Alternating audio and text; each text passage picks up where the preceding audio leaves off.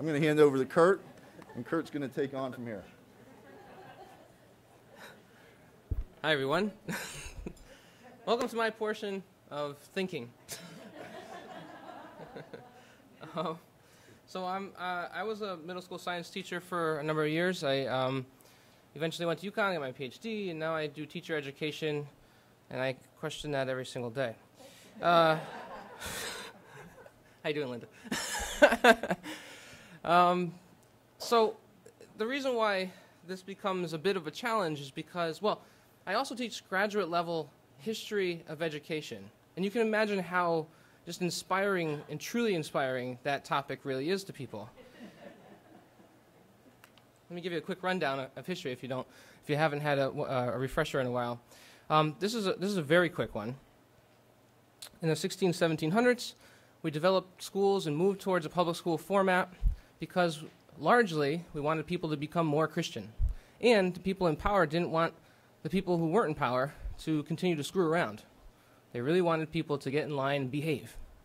As we moved into the 1800s, and the middle 1800s, we started to transition between Christianity and getting people to become workers.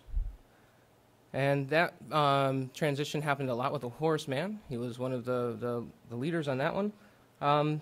And here we are today. You know, if you look at current documents of curriculum and standards and such, it's always about creating workers for the global competition. And I've even heard teachers say that to teachers, and it hurts. It really hurts. Because I think we know that we've all come into education with something more positive and greater in mind. The purposes that we have in our mind for education tend to be much bigger than just, getting people to college and getting them to work, although that's what we hear all the time. So when we think about those three concentric circles, the economy is the one that's also driving school historically, at least since the middle 1800s. The environment is not, nor really is society. Even that one's a struggle. So schools are constantly put in that context. And so it becomes a real challenge for us to think about schooling outside of an economic driving factor. And we've all been sort of inculcated into that system because we are teachers.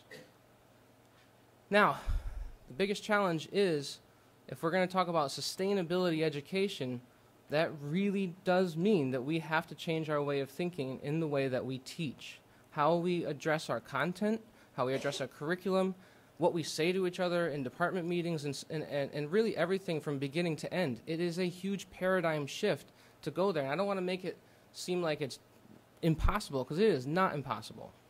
But it starts with the realization, or at least a recognition, that we cannot teach to the economic factor all the time. We cannot teach and test as if all we're trying to do is create workers and somehow or other strengthen the middle class. That is not really going to help us in any way, shape, or form if we're talking about sustainability. So I just wanted to sort of start there and give us a little bit of historical perspective and sort of a contemporary perspective, because that's largely what we're up against when we start to talk about teaching to sustainability. This is not something that you can just do. You really have to start to look at the roots of what you're doing and ask the questions in ways that are not always welcomed. You got to find friends in the schools. You got to find people who are willing to have those discussions, and we have to make that transition happen, okay? And that's going to be different for every school setting, for every group of teachers, and so forth. But I think the first realization is realizing where are schools going today? And all you have to do is look to the current documents of Common Core and, the list of others that are out there right now, and they all point to global competition. In fact, that was the main thing that used to be on the front page of the website for the Common Core. That was basically the mission of Common Core, okay? So I think we can, at least sitting here in this room today, sort of have a discussion around what would it look like if we were to broaden our perspectives a bit. And Gloria Steinem gives us a little bit of that right now. Naomi Klein is globally known for her perspectives and what she's bringing to the table. And you can see what she's saying here. I'll give you a second.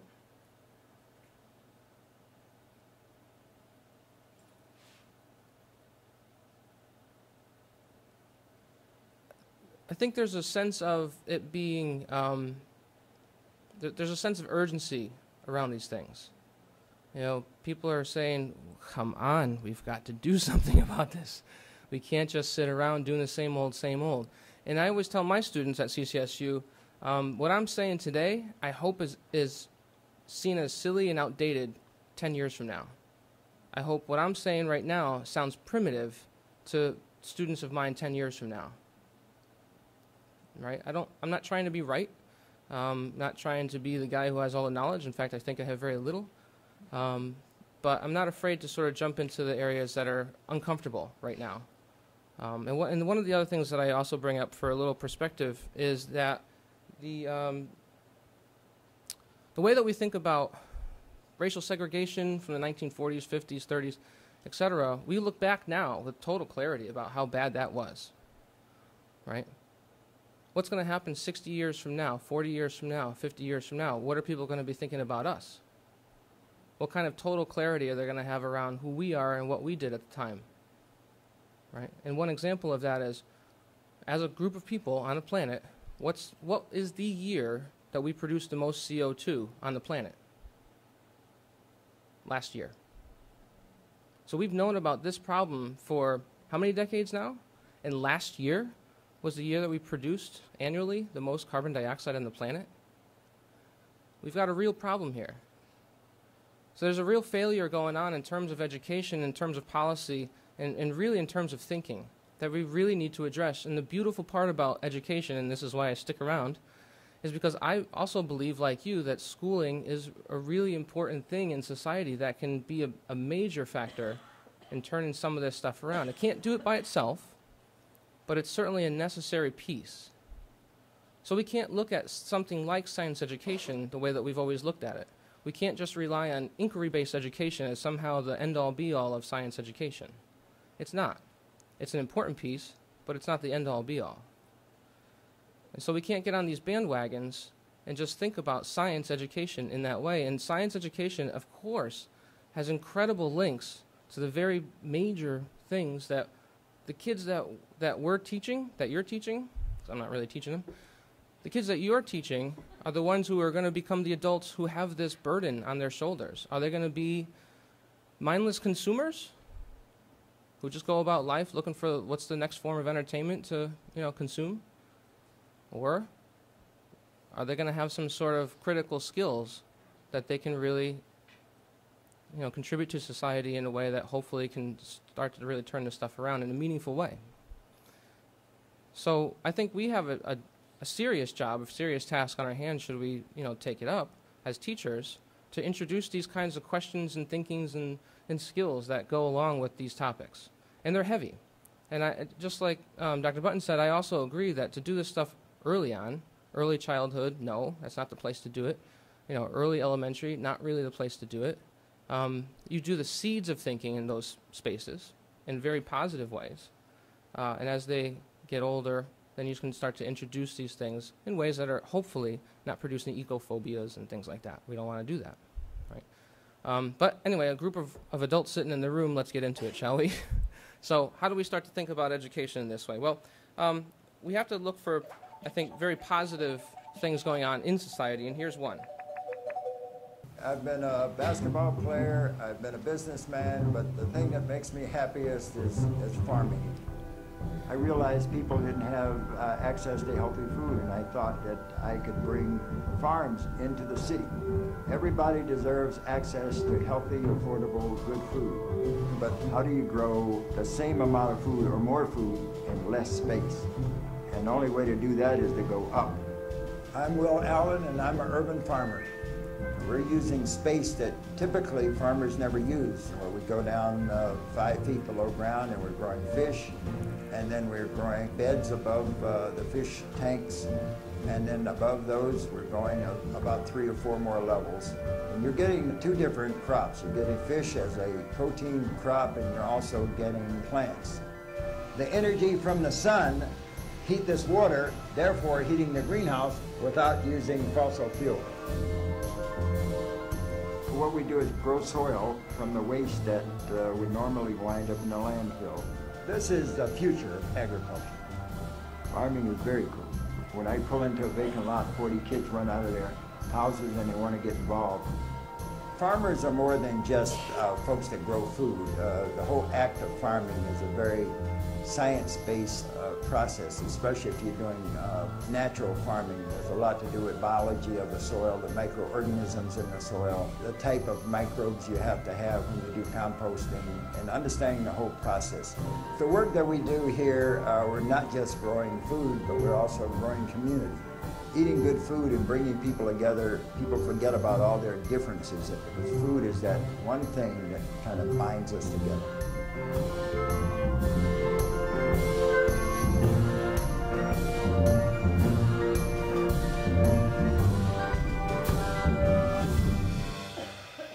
Okay. So one of the things going on here, let me give you a little background. This is Will Allen. He started, his short biography is that he was a professional. He was in the NBA for a while, went and did some international basketball, came back, was in the corporate world for a while. Because he grew up on a farm and learned farming from his dad, he had that knowledge, but like so many other kids, didn't really want to do that for a living. But he eventually came back around to it, and in Milwaukee, he found that there was, this is in Milwaukee, okay, this is on a street with a bunch of strip malls.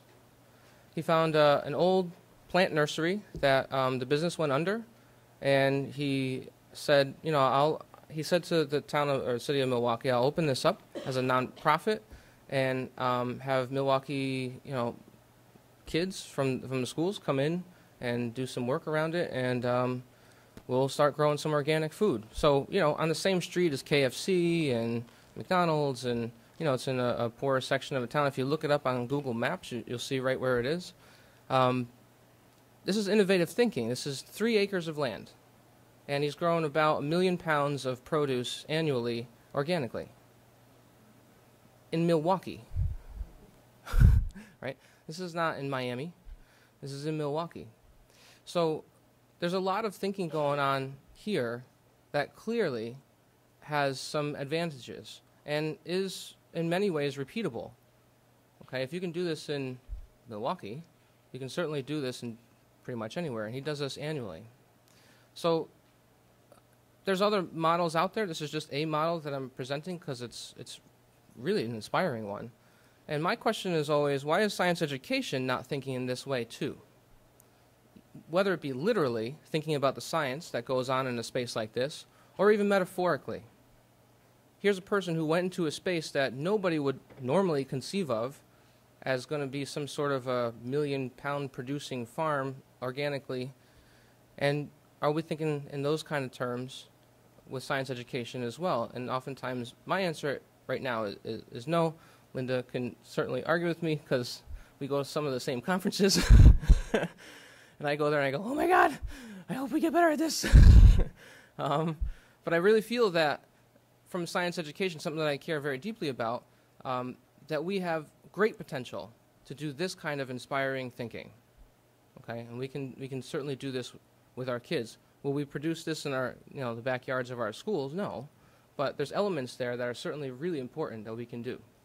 But if there's any sort of entrepreneurs who are thinking this is something you could do right in New Britain. You could do this right in Willimantic. You can do this in Waterbury, in Bridgeport, in towns that are suffering all over Connecticut, right? So this is, you know, as he said, sort of the wave of the future. We have to think in these terms, okay? And it's not just farming, but it's just an example to get us started. Now, other examples of thinking are, if you're not aware of it, there's a lot of this been going on since the 70s with permaculture. This started in Australia. And permaculture is another integrative kind of thinking around our relationship with society and with the earth. There's a lot of land management behind this, and I'll show you just very quickly. Here's the original way, one of the original ways that it was thought about in terms of that integrative thinking. And you can see here that there's so many pieces to it, and there's so many connections that we can do right in our own classrooms. Granted, you may not get 8-year-olds to become permaculturists, but the idea is to start them down a path of thinking where they can build into that over time, right? So in a very realistic way, how can we do that? And also, how can we look at our curriculum through these kind of lenses? And I believe that that's a strong possibility. Just because the words aren't there in the curriculum documents doesn't mean that we as teachers can't do this kind of work. We certainly can cover the curriculum in this kind of a context. Okay? This is just an introduction. I'm not going to obviously start teaching permaculture here, right? But here's just another way of looking at it too. Just so you get the idea. Can these elements be present in the science classroom? Absolutely. The way we've traditionally thought about science education is to sort of be mostly disassociated from societal thinking, from cultural thinking. And as we've transitioned in science education, our cultural thinking has only turned mostly into how do we get students of various cultures to take up science education? Well, that's not enough either. Science education itself needs to change. And here's another sort of heartbeat that we could look at and figure out where science education could possibly go if we're really going to take up something like sustainability. Okay, again, we're sort of dipping our toe into the water here. Here's an example. When somebody goes through a permaculture design course and they get certified in it, they do a minimum 70-hour intensive course. What they end up doing at the end is sort of a case study of a piece of land and figuring out, based on the principles of permaculture, what they can do with it. You have people who hate science, by the way, who are doing this. People who have hated science their entire life are doing this. Look at this. I can't do this, right? I haven't been trained in permaculture, so I can't really talk about it in detail, but I know people who say they hated their science education experience, K through 12 through 16 through 20, and they can do this. How much science is in this? And it's meaningful science. There's a deep context here. There's all kinds of relationships going on here in ways that we're not even approaching. So there needs to be a transition. Science education needs to have a much deeper purpose than it has right now. Science education, as you would imagine, is mostly thought of in terms of economic. How do we get people to move towards STEM? Why STEM? Because STEM is money-making. We're post-industrial, we're financial and technological. That's where the jobs are. So it's thought of in terms of jobs, and that we really have to reconsider. Again, this is a small piece of land that somebody is using to produce food organically. A food forest, things like that are self-sustaining. Okay? So yet, another example. So what are we talking about here? I share this piece of art, and I to this day, I still don't know who the artist is. I've tried to look this up, and I fail miserably at it every time. But if you look at this piece, you see a lot of different things going on.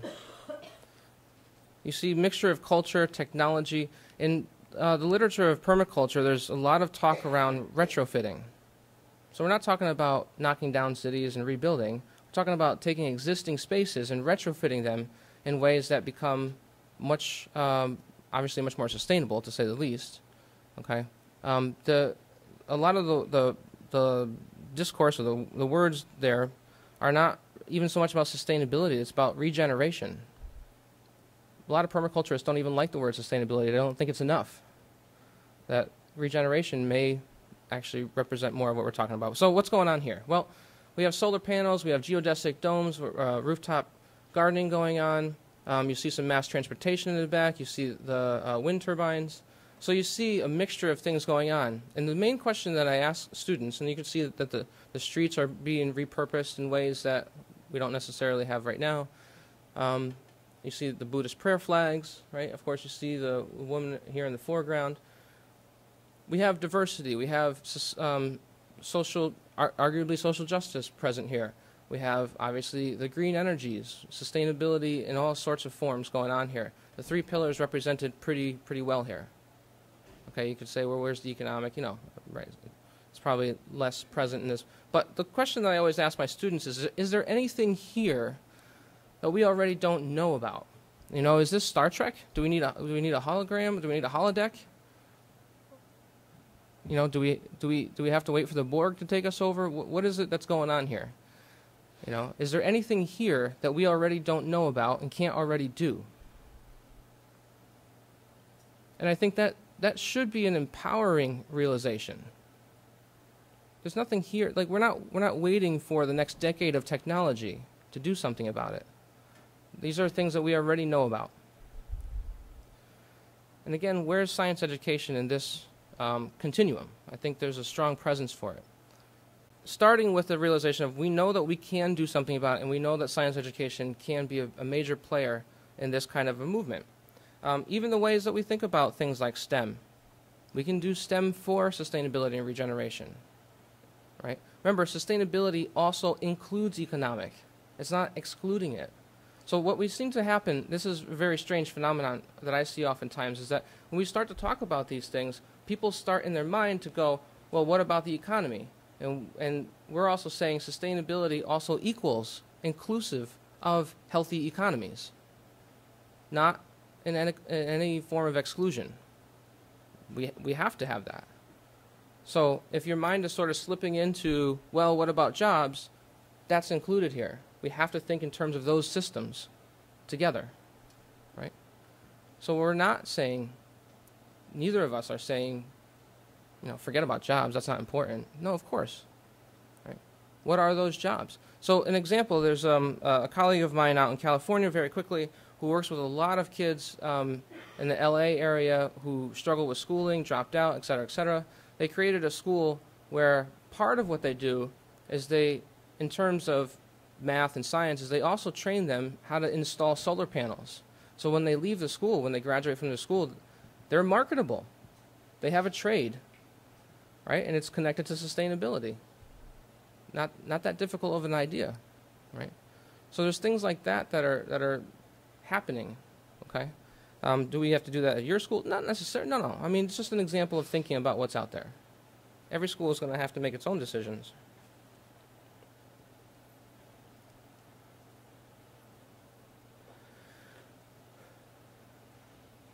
So this is our task. Our task is to really look at ourselves and our own thinking, and to really step into areas that may be unknown or uncomfortable, and, you know, put our egos aside and really do that kind of work. You know, not in a defensive mode, not in a mode where we're going to start to, you know, lose our sense of self and all that. But just in a space where we can go, what would be the next step? What's the next thing that we can do? It seems overwhelming when you look at the whole picture always, but what is the next step that you can do? And the next step for us is, if we have this sort of healing going on within ourselves, the next step is then to say, how do I teach science education? How can I teach science in a way that connects to these things? So, moving on. Linear thinking on a large scale. Okay. Oh, right.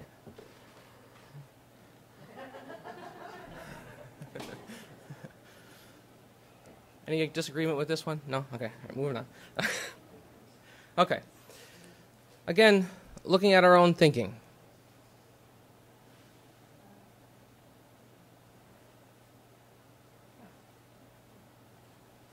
Okay. And that's all this is about right now. This is just about looking at the mindsets that we have and questioning them, and hopefully going to a new space. Okay.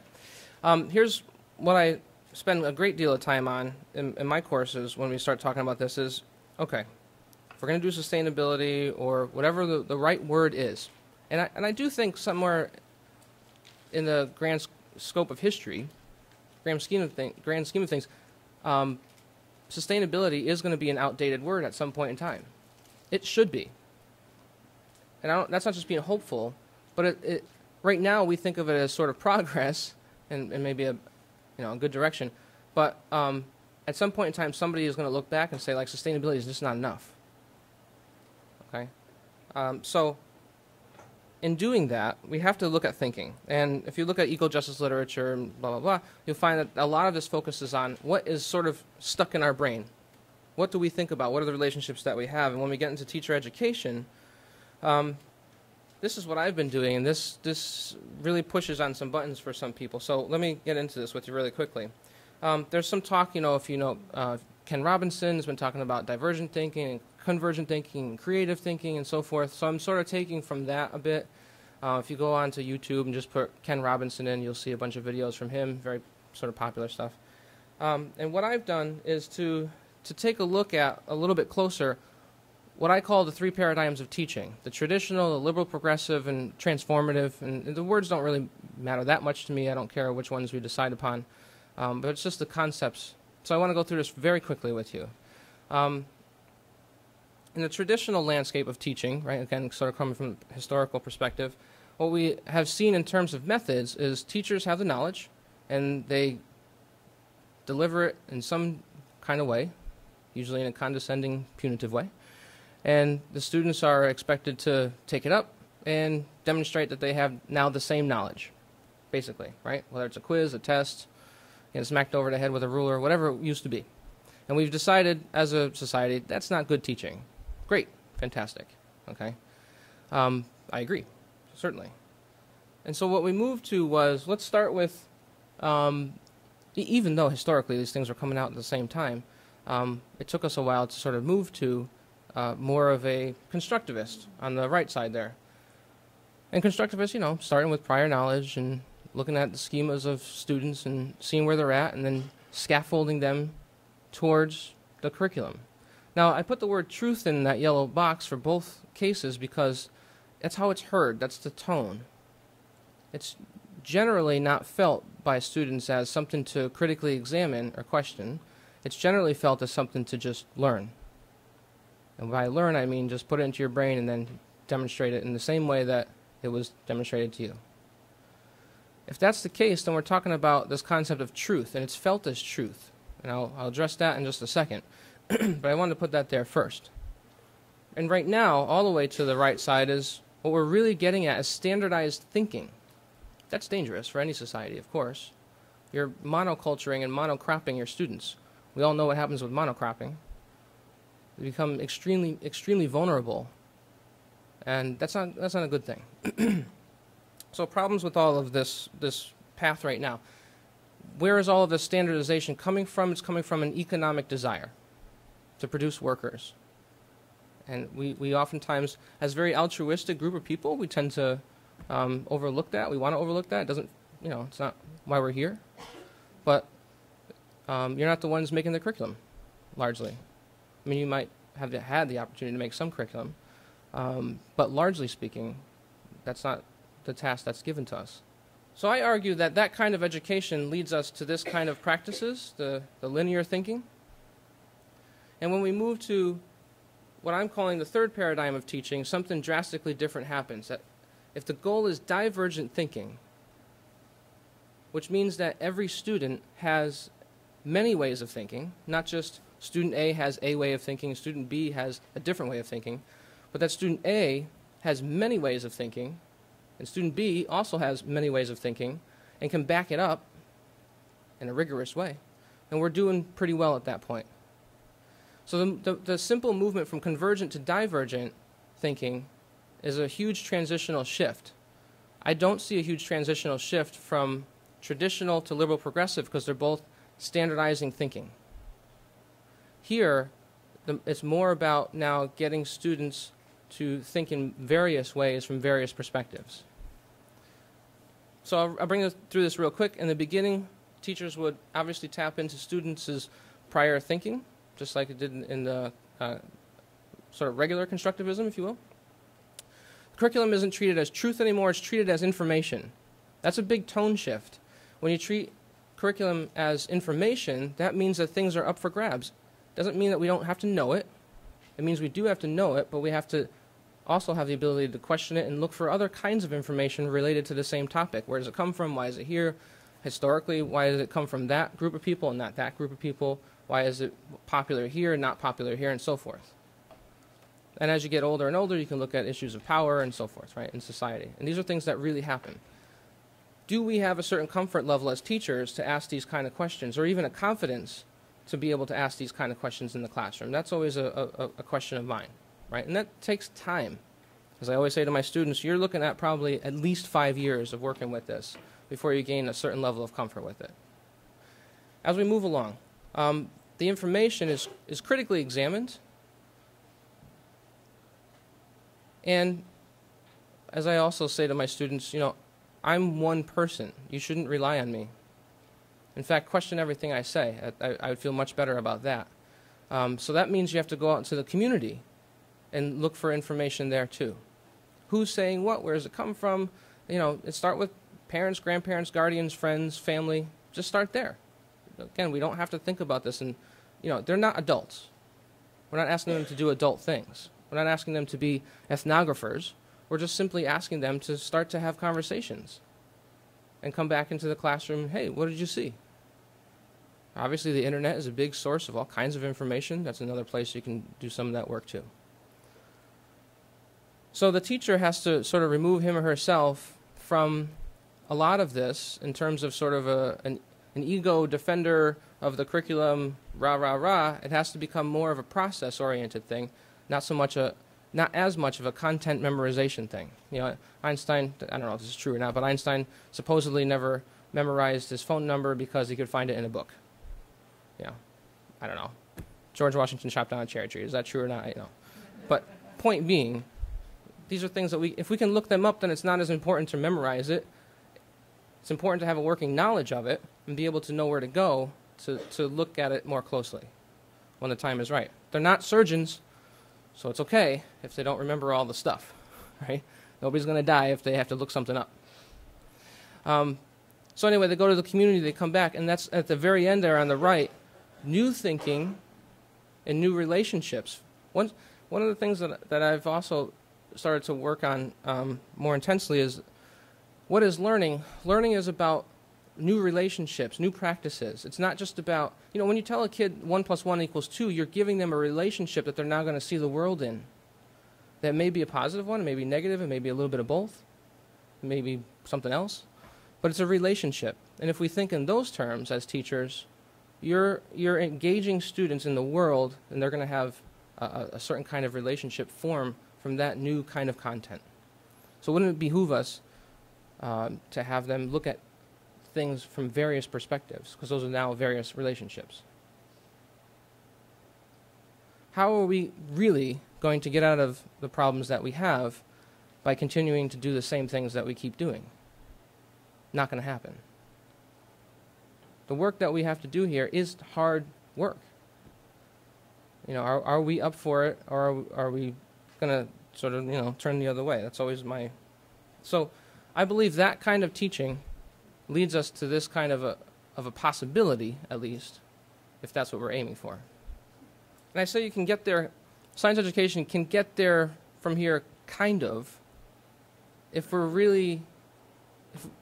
If we really are thinking in new ways and really not afraid to try these things out a bit, we can get there.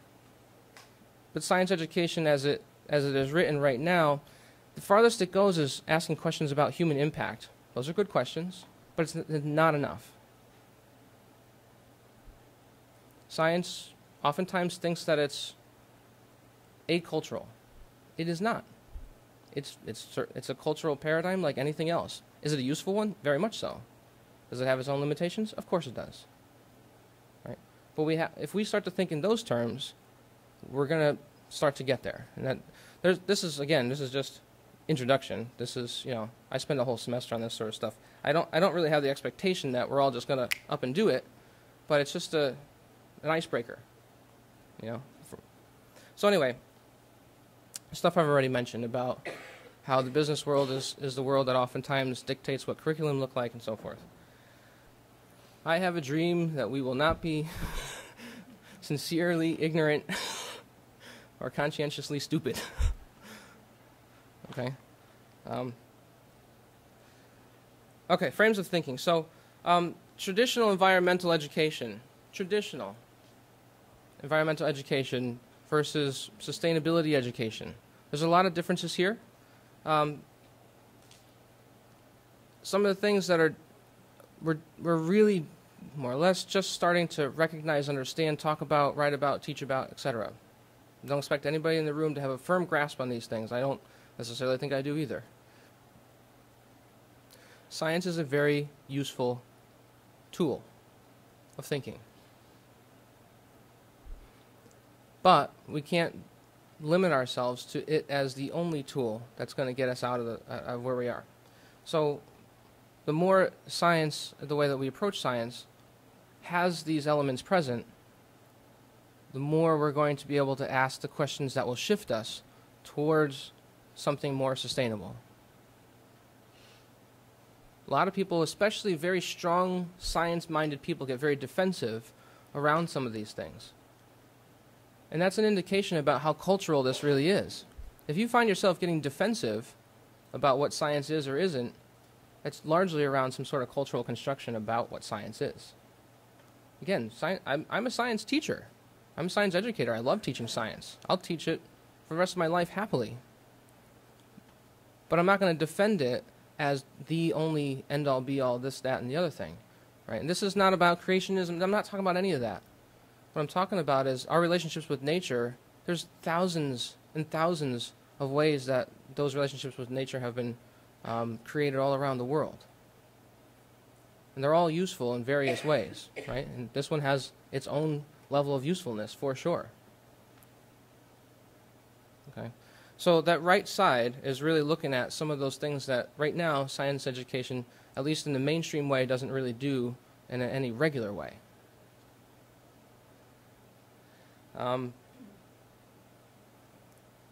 Highlights, very quickly.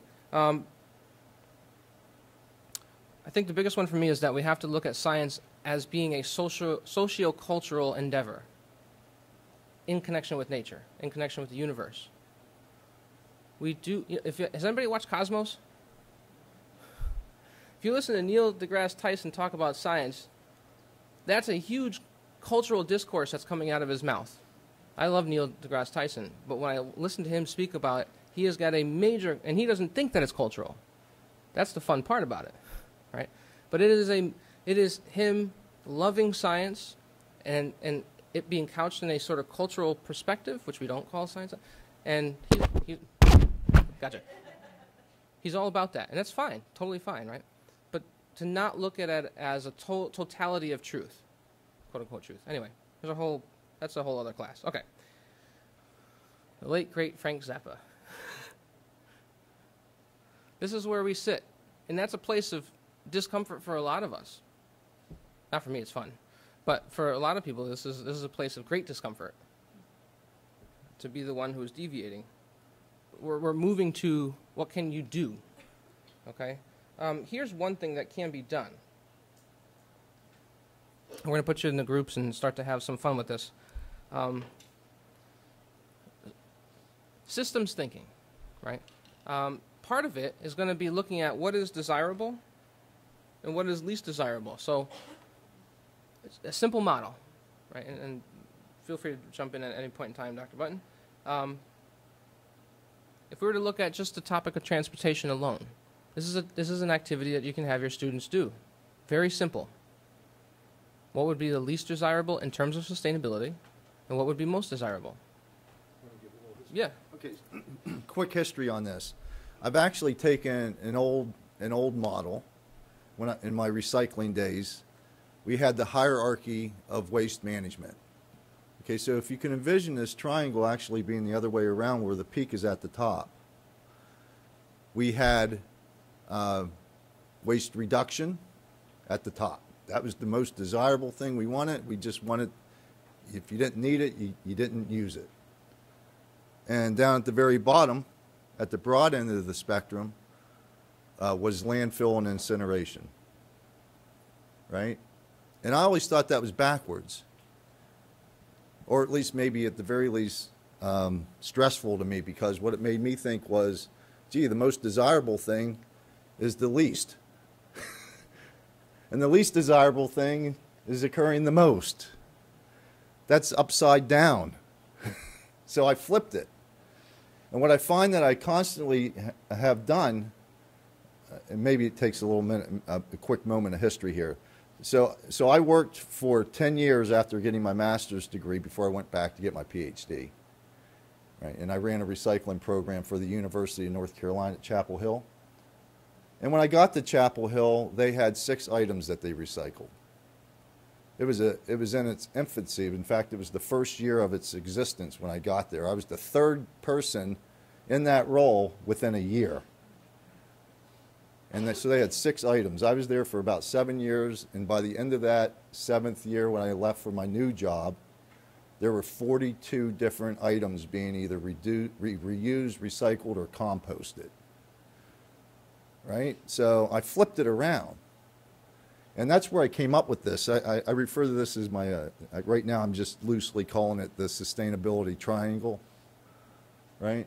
And the idea is that you have the thing at the top, which is really the most desirable, least impact, harmonious thing going on between the 3 pillars that could happen, down to the least desirable. The thing you want to have occur the least should occupy the least.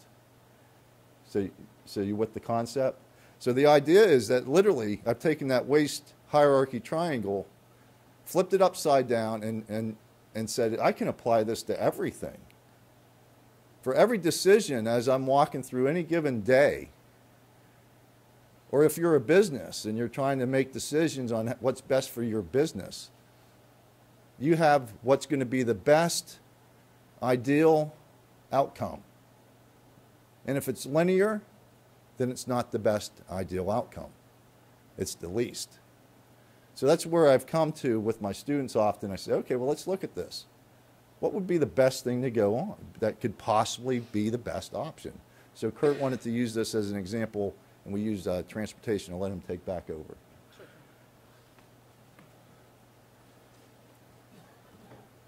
This is, I think, the reason why I wanted to incorporate this today is because it's so accessible. You can look at it and immediately get it.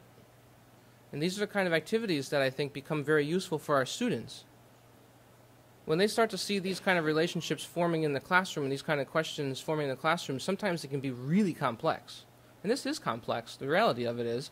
But to get young people to start to understand these things, these become accessible ways to ask these questions and, you know, start the process with them.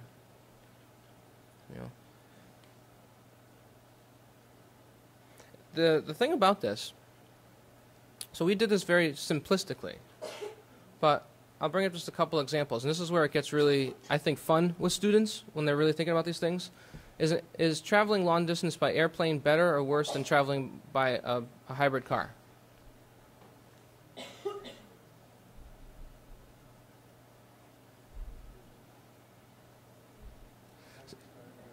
Think hybrid car is better? Yeah. Miles per gallon per person, it ends up being a little less if you go by airplane, but you don't have benzene rings coming out of the back of your tailpipe if you go by personal car, right? So the question itself is a bad question because I've put it in what's good and what's bad, or what's better or worse, right? These sort of binary kind of questions that we oftentimes ask students, and that's a very small shift. What I could ask is, what are some benefits of long distance travel by commercial airliner versus a hybrid car? That's a more complex kind of answer to get back from students. And there's no right or wrong. It's complex understandings. That's what I mean by moving towards divergent thinking. You can't bubble in A with that one. I mean, if you did, you're basically writing a paragraph of answers and a multiple choice, right? It doesn't work that way. It's not that simple. And that's what we mean by sort of shifting the mindset of students.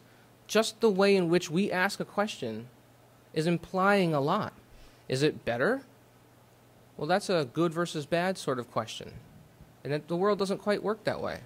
So even in the way that we form questions with students can reinforce some kind of thinking that we don't necessarily want.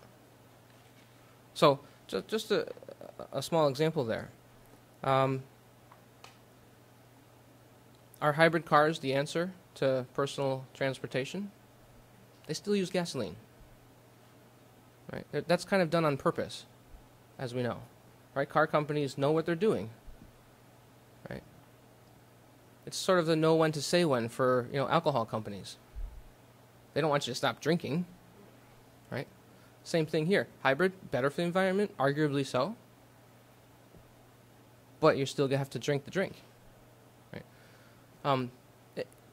All kinds of really good complex thinking can come out of this. So far, so good? Okay. Woo! So here's what we'd like for you to do, okay? And I'll preface this with, obviously you're going to have slightly different objectives for each of the age groups. The young little ones are not going to be talking about global warming and hybrid cars. You're just simply not, right?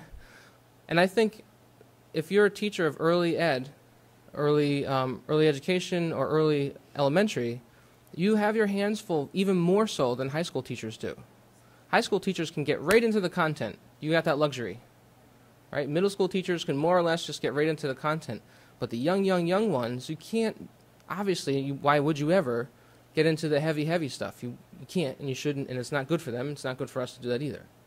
So if you're teaching the little ones, and you can see what I'm asking you to do here with the projects, your projects are going to look a lot different, and they should be a lot different because you're planting seeds of hope, of habits of mind, in very positive ways. And it's very obvious to us, who are going to start to have that conversation later, that you're doing that, and that's a very positive thing, okay?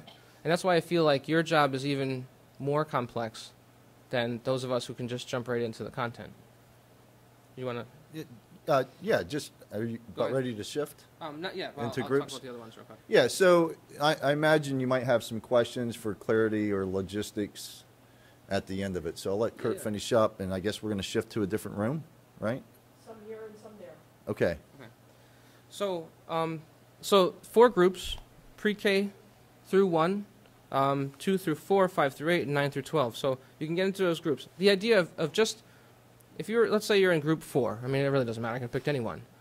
As a group, you only have to come up with one project together, right? I mean, you're not specifically looking at your own personal curriculum that you're teaching to. It's just an exercise of getting together, sharing ideas, and what would it look like to develop basically a project that is the main project for the unit, that it incorporates some kind of systems thinking. It has, obviously, we're thinking about sustainable education as opposed to sort of traditional environmental education. And what am I missing here? Divergent thinking. If you can somehow or other manage to get those 3 into that project in some way, because what we're going to do is come back and just talk about those 4 main projects that you came up with, and talk about how is this present, how is that present, how did you feel that was present, are there ways to think about it differently, and so forth, right? So that's really what the goal is, to sort of talk about it in groups, jot down ideas, spend a good half hour or so doing that, really think it through, okay? If you get it done in 5 minutes, there's probably more to do. And we'll certainly be bouncing around, helping you with that. So that's the intention, that's the idea. Does that make sense? Pretty simple, right?